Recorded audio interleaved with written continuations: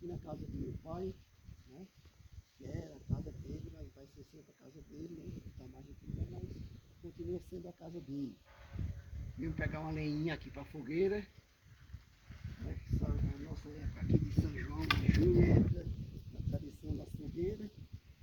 E a gente vai fazer uma fogueirinha pequena mesmo, só para o início, só para uma chuvinhazinha, uma bombinha, comemorar o São João. Eu vou pegar esses pozinhos aqui, uma encarna aqui tinha os pozinhos dele que ficou aqui. Vocês viram aqui também, terreiro aqui da casa também abandonado, né? Começar a dar uma limpada nele para ficar tudo limpinho aqui como era antigamente, né? Tudo lindo. E vou levar essa lenhazinha para fazer a fogueirinha lá, pessoal. Quando nós fizer a fogueira, nós vamos